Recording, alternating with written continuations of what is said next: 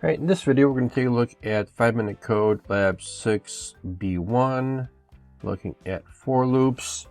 And if we take a look at the problem, is we're going to create some code that's going to display all the odd numbers from 1 to 100 utilizing a for loop with the range function. And a couple of things we're going to do in the code to make sure it does print out nicely is, one, we need to have a comma and then a space, but if we do it with a single print statement, it's going to leave a comma at the last number that it prints. We don't want that, so we need to make some modifications so it does a comma, a space, and then no comma after the last number there. So let's take a look at how we're going to be doing this particular structure. So if you recall, we have our simple range functions, and then what's required is a stop value. So if I have a stop value of 5, it actually is going to start from 0 and go all the way up to 4. So from 0 to 4, those are our 5 values. But we'll take a look to see how things actually work out as we write the code. In our example here, if I end up utilizing this particular syntax for num in range 5 and print num, my output is going to again start from 0, go all the way down to 4. Now you may or may not want that particular configuration. It really depends if you're looking to start from 0 or go from 1 and go all the way down to 5.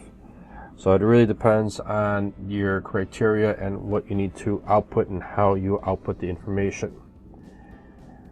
To make some modifications and changes and to recap what the range does, remember we don't need to have a start and a step because by default this starts at 0 and increments by 1.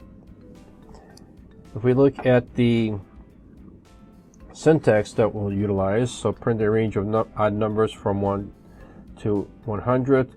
We're going to start at 1, go up to 100. Remember, it's going to be 1 less, so it's actually going to go to 99, which is fine. And then we're going to increment by 2.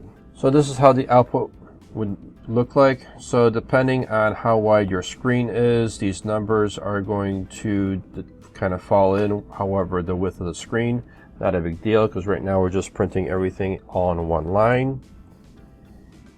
And if we take a look at a flow chart, so we're going to start out for x in range, and this is our syntax that we saw earlier.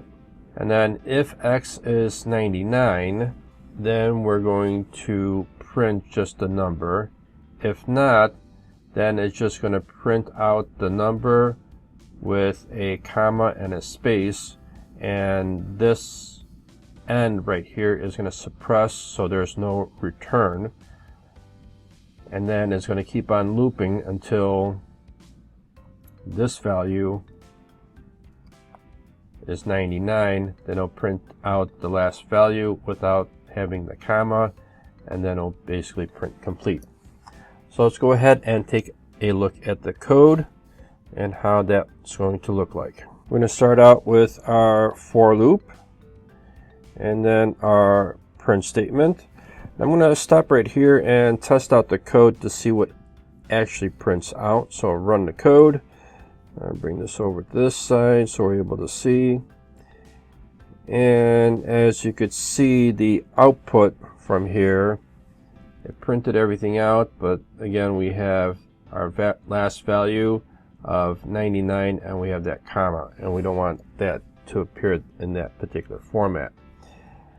So what we're going to do then is put in a if statement. So if x is equal to 99, our last number, then print that value. Otherwise, print this. Let me clear the code and let's run it again. And now you could see that our last value is 99 with no extra comma at the end. So that's how we end up suppressing that.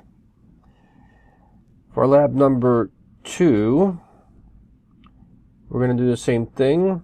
we'll just copy this. And since we're going to be printing out even numbers, we need to make a slight change with our syntax here. So we're going to start out with number 2. Now if we go up to 100, it's actually going to go to 99, so we need to increase this by 1, so 101, and then same thing here. This is our last number, and we want to print that out by itself without having a comma and a space at the end. So when we run our code for problem number 2, as you can see, everything worked out correctly. We started out with an even number and we continued on to 100 and no comma at the end. So that is how that particular program works.